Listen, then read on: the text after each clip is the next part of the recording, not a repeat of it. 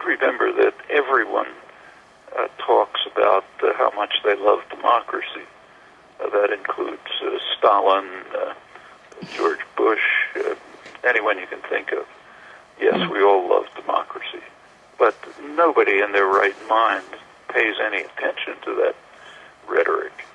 You take a look at what they do, all of them. So it's the same with Obama. I mean, I frankly was astonished that there was an impression in that he made such an impression in the Arab world with that speech.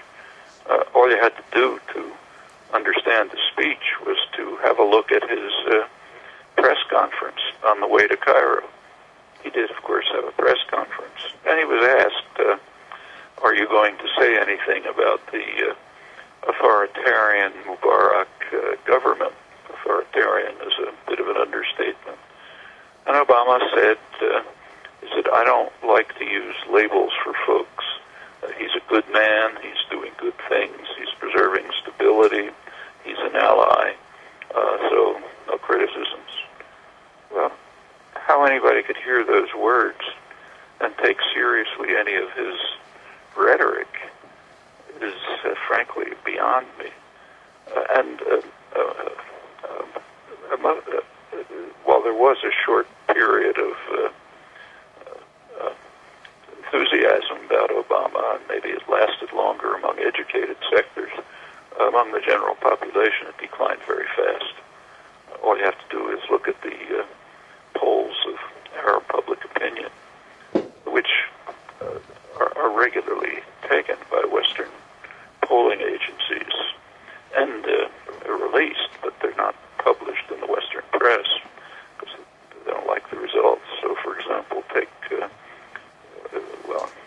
one indication of the utter contempt for democracy in Western intellectual circles, including political circles, was in fact given by the WikiLeaks revelations. The most interesting, I thought, were the ones about Iran, not so much what was released, but how commentators reacted to them. The government,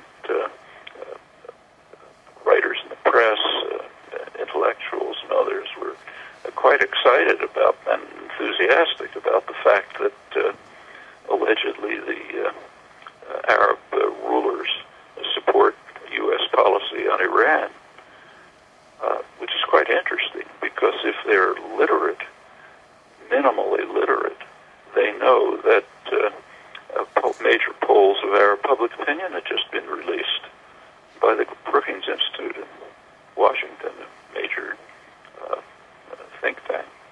And they showed that among the public in the Arab world, some did support the U.S. European position that Iran is a great threat, namely 10%. Meanwhile, the major threats were, as one could have guessed, the U.S. and Israel, about 80%. In the case of Israel, 88% thought these were the major threats. In fact, antagonism towards U.S. policy is so extreme that a majority of the population in the Arab world thought that the region would be more secure if Iran had nuclear weapons. That's the Iranian threat. But when you have total contempt for democracy, that doesn't matter. The dictators support us, so what does it matter what the population thinks? And that reaction was almost uniform. In fact, I think you'd have to look hard to find any exception to it. In the United States, at least, where I checked the record, the public opinion polls weren't even reported. There was a little reporting in England, but barely, just... well, that's the attitude towards democracy. If everything's under control, it doesn't matter. And that goes very far back. For example, in 1958, we know from declassified documents now, in 1958, President Eisenhower raised the question with an internal discussion why there is what he called a campaign of hatred against us in the Arab world, and not from the governments who are supportive, but from the people. And the highest planning agency, the National Security Council, at about the same time released a study, a secret study, it's classified, in which they explained it. They said there's a perception in the Arab world that the United States supports harsh and brutal dictators and blocks democracy and development. And we do that because we want to maintain control of their oil supplies. And it went on to say that this perception is more or less accurate, and that's what we ought to be doing. Well, that's the principle. If the population can be controlled, it's sufficient that the dictators support us. That was 1958, and incidentally, it's the same policy in the rest of the world, and in fact at home there's a variant of the same policy applies at home too. And yeah, that's what we see today. Why, it should only surprise people if they're willfully blind to the nature of history and the documentary record. In fact, it's even more obvious if you just look at the actions.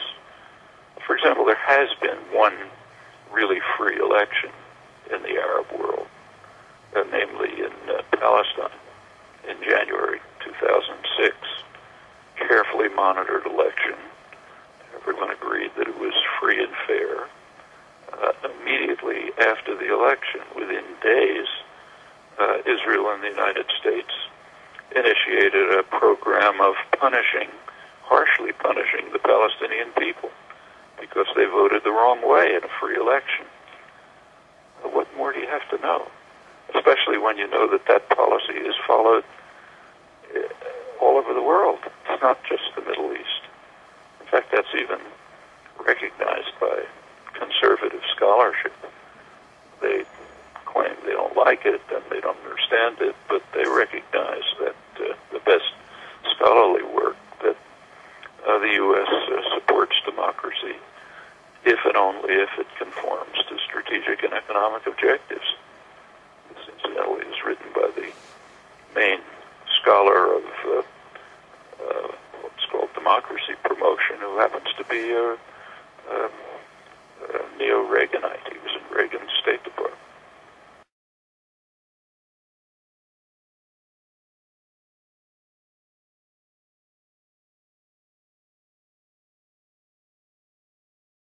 No, I don't think so. In fact, they don't like it at all.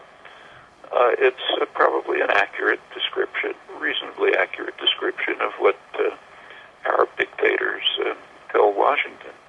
Incidentally, this may not be their opinions, because remember that in any diplomatic correspondence, there's a good deal of filtering. The diplomats in the field, those in the embassies, they're hearing what they want to hear, and they're transmitting to Washington what they know Washington wants to hear. So it may or may not be an accurate description of the range of opinion among the Arab dictators, but it could be.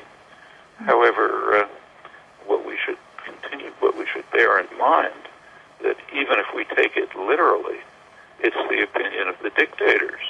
The population is overwhelmingly opposed, but it doesn't matter in the West as long as they're under control.